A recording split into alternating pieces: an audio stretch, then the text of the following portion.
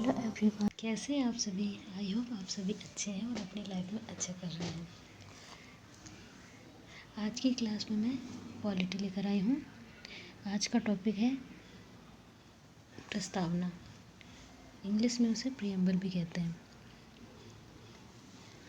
भारतीय संविधान में प्रस्तावना का टॉपिक बहुत ही इम्पोर्टेंट है, जो एग्ज़ाम में अक्सर पूछे जाते हैं। ये प्रस्तावना होता क्या है? तो प्रस्तावना को संविधान का सार कहते हैं। इसमें संविधान का परिचय होता है। प्रस्तावना संविधान सभा के उद्देश्य प्रस्ताव पर आधारित है। ये तो रही प्रस्तावना किसे कहते हैं। अब हम देखते हैं कि प्रस्तावना का क्या विषय वस्तु है।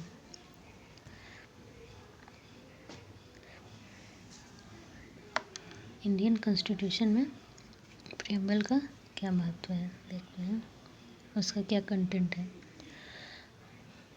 हम भारत के लोग भारत को एक संपूर्ण प्रभुत्व संपन्न समाजवादी पंथनिरपेक्ष लोकतांत्रिक गणराज्य बनाने के लिए तथा उसके समस्त नागरिकों को सामाजिक, आर्थिक और राजनीतिक न्याय, विचार, अभिव्यक्ति, विश्वास, धर्म और उपासना की स्वतंत्रता, प्रतिष्ठा और अवसर की समता प्राप्त करने के लिए तथा उन सब में व्यक्ति की गरिमा और राष्ट्र की एकता और अखंडता सुनिश्चित करने वाली बंधुता बढ़ाने के लिए दृढ़ संकल्प होकर अपनी इस संविधान सभा में आज तारीख 26 नवंबर 1949 ईस्वी को यद्यत द्वारा इस संविधान को अंगीकृत, अधिनियमित और आत्मार्पित करते हैं।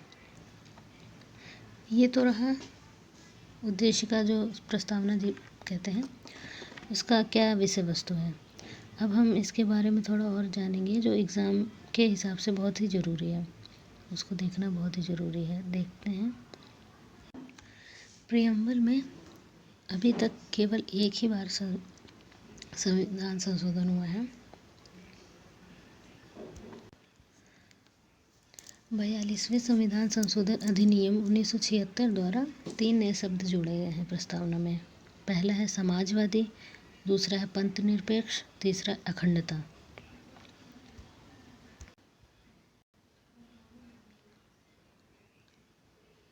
प्रीएम्बल के और भी कुछ इम्पोर्टेंट एस्पेक्ट हैं जो इम्पोर्टेंट होते हैं एग्ज़ाम के लिए।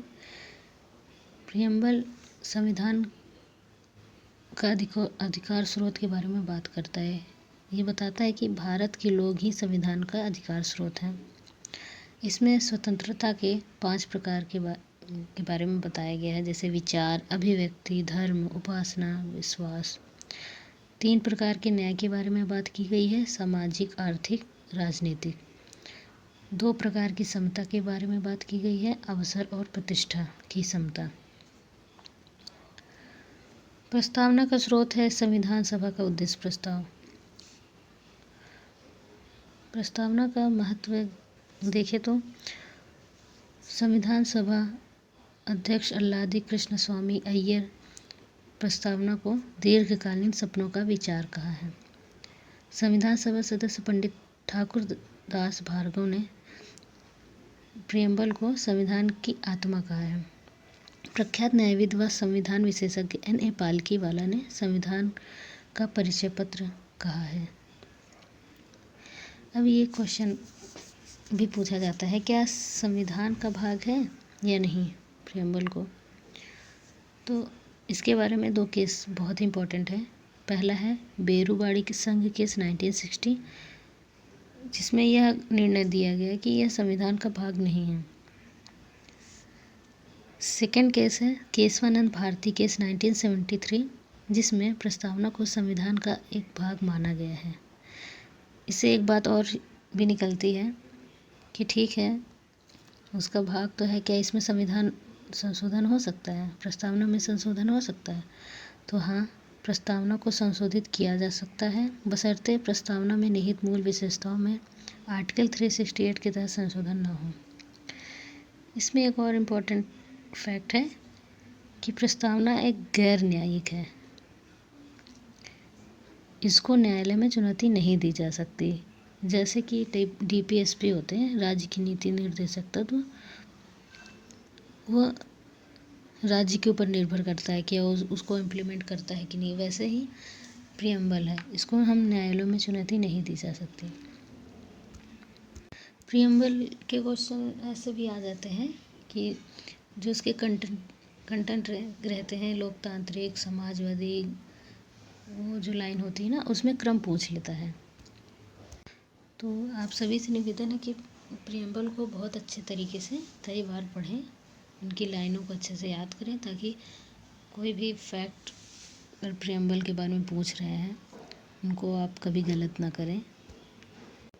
प्रियम्बल बहुत ही लो हैंगिंग फ्रूट है, छोटे मोटे एग्ज़ाम के लिए या फिर वनडे एग्ज़ाम में, यहाँ तक कि यूपीएससी में प्रस्तावना से क्वेश्चन पूछे जाते हैं, बहुत इजी से रहते हैं, लेकिन ध्यान नहीं देते हैं लोग। तो मैंने कोशिश तो आई होप कि आज की क्लास अच्छी होगी। प्लीज़ मेरे क्लास को लाइक करें, सब्सक्राइब करें, शेयर करें। मेरी वीडियो को देखने के लिए बहुत बहुत बहुत thank you so much. Please subscribe. मिलते हैं नेक्स्ट वीडियो में। Okay, take care, bye bye.